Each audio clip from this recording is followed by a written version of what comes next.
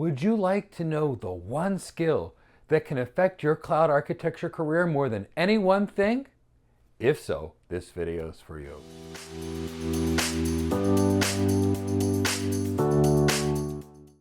Hi, my name is Michael Gibbs, and I'm the founder and CEO of Gold Cloud Architects.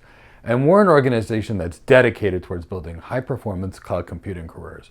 Personally, I've been working in tech for over 25 years, and I've been helping others get their first tech job or get promoted in tech for 2 decades. And it's my favorite thing when one of my students calls me and says, "Guess what, Mike? I got cloud hired." Now, today we're going to talk about the most critical cloud architect skill. This one skill will affect your ability to design the right solution. It will determine whether you get hired or not.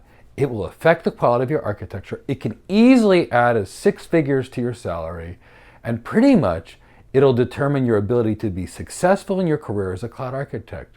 What is that one skill? It's not programming. It's not sysops. It's not DevOps. It is your communication skills. Your communication skills are your most important skill as a cloud architect, and we'll talk about why. Let's begin with why communication skills are so critical. First and foremost, without unbelievably good communication skills, it will be impossible to design the right architecture for your clients. So when we think about cloud architect skills, these cloud architect career skills, they've got to start with communication skills. Here is the reason why. We are the ones that gather the customer requirements.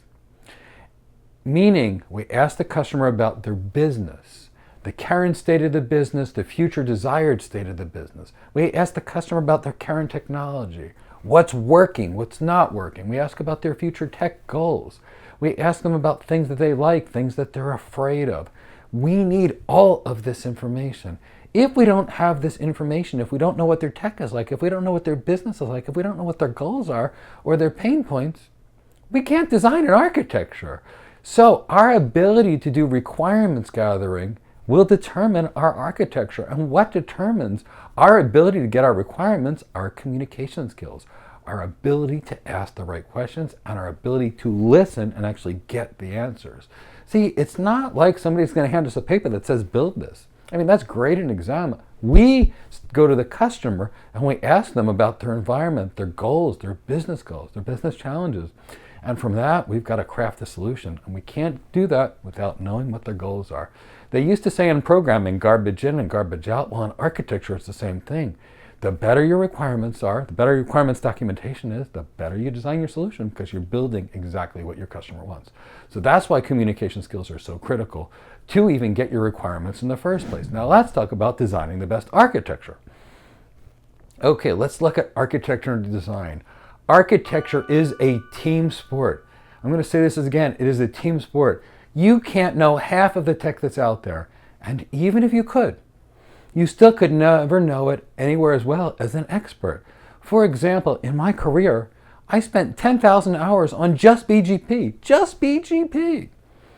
Now, I also spent another 10,000 hours on just IP multicast. So basically speaking, I spent 10 years full time on just 2 routing protocols. That's it in networking. And networking is huge, just a small subset. But I was an expert.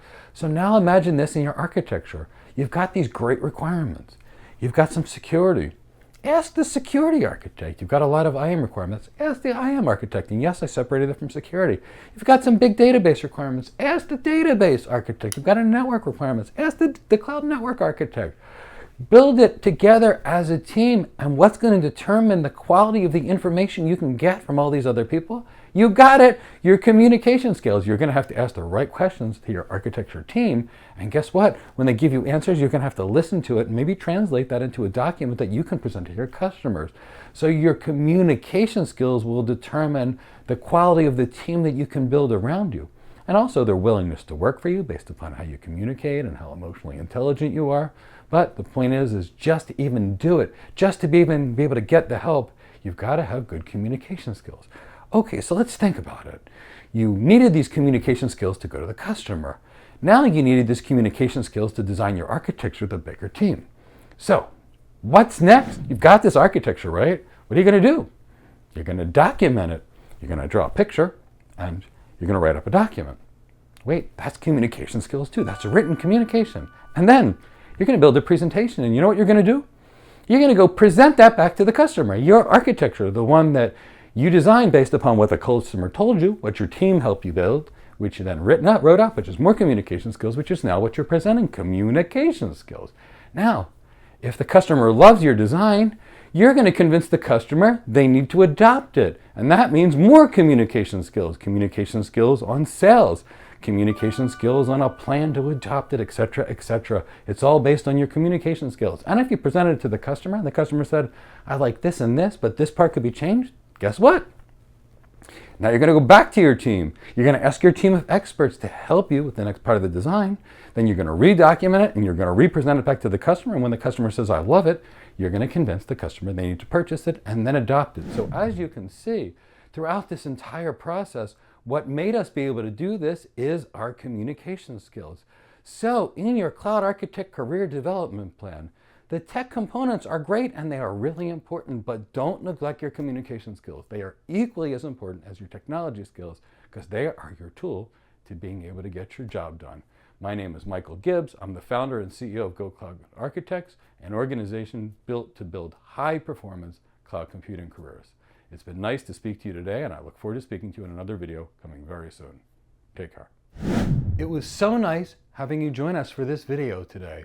Let me tell you about some free services we do for the cloud community. Once per week, we actually have a free question and answer session live on YouTube, where you can come and ask us any questions you want about building your career related to cloud computing or networking, and we'll answer them in real time for you because we want to get you to your goals. Several more times per week, we have guests from industry experts that I've known for decades that are movers and shakers that have changed the world, that can give you information so you can build the best career.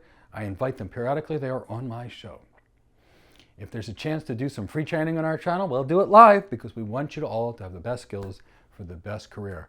So please subscribe and hit the bell. I look forward to seeing you and I look forward to assisting you in your technology career. Thank you so much. This is Michael Gibbs from Go Cloud Architects.